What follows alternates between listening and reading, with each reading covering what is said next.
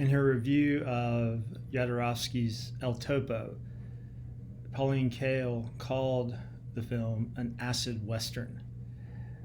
I don't know if you've seen El Topo, but it is a western probably unlike any that you have seen. It is surreal, it is ambiguous, it is alinear, it feels like a crazed drug hallucination. And ultimately, what this acid western does is it undercuts the conventions of the standard American western film. And the standard American western film, what do you have? Usually you have a rendering of the idea of manifest destiny, the idea that America is blessed of all nations to spread its democratic vision from sea to shining sea. Though that might sound very lovely in those words, and indeed Herman Melville for a brief time would have endorsed such a phrase as this, what Manifest Destiny cloaked ultimately was the violent imperialism of white people going west and destroying Native American cultures, destroying animals, mining the land. Ultimately, Manifest Destiny is a euphemism for white rapaciousness. And you actually see that rendered in many of the classical American westerns where the so-called cowboys, white men, go out west or are already out west. And what are they doing? They are trying to settle the land. And in order to settle the land, either for farming or having cattle or mining, they usually engage in bloody conflict with Native Americans, and they win. And ultimately, it's an allegorical world where the white settler, led by the cowboy, they are all good, standing for traditional American values of bravery, ingenuity, whereas the Native Americans in these films are rendered very negatively. So what happens? The acid western draws on two particular developments from the traditional western.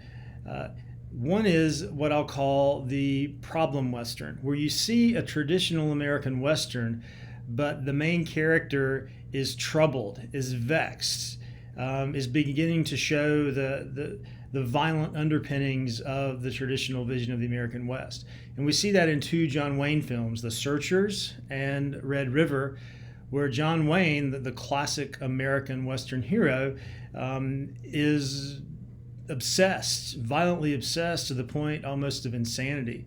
He reminds one of Melville's Captain Ahab more than anything else. And we also see this kind of problem Western in the film Shane, where Shane, a gunfighter, doesn't want to fight with his guns anymore. He's trying to put his guns aside and only uses them reluctantly. And in doing so, ultimately has to end up breaking away from a family that he loves and who loves him, and must go off alone and sad. So you have these undercuttings of the traditional Western and the problem Western. And then another part of the acid Western is the spaghetti Western, a brand of Western that came into prominence in the 70s. It's called spaghetti westerns because they were usually shot in Italy, much cheaper to shoot there, that turns out, than in Hollywood. And the leading director of the spaghetti western was Sergio Leone. And he is famous for three particular westerns, all starring Clint Eastwood, A Fistful of Dollars, For a Few Dollars More, and The Good, the Bad, the Ugly. The spaghetti western tends to be amoral. The protagonist, the Clint Eastwood character, is out only for money, isn't out for good, is only out for himself, and uses his guns not for the settlers, not for the sake of manifest destiny, but simply for the sake of making money. And these spaghetti westerns, in addition to their amoral landscape, tend to be odd, feverish, vertiginous. The music by Ennio Morricone, which is most famously from The Good, the Bad, the Ugly, is disorienting. So these westerns are not comforting. So you combine the problem western with the spaghetti western with the 60s counterculture, and you have the acid western. Now, how is Dead Man an acid western? Well, let's just think about it.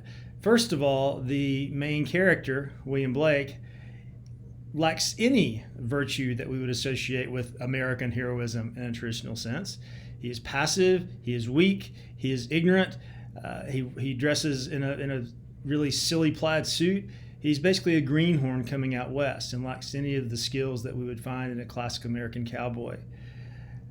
The Native American character is the moral center of the film, the character played by Gary Farmer.